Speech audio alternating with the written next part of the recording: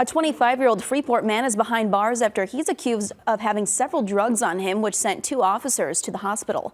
Austin Bardell faces several drug charges. Police say they saw him slumped over in a parking lot in the 800 block of West Galena Avenue Wednesday morning. When officers took him into custody, they were exposed to what they say was heroin and cocaine. They were taken to the hospital and then released.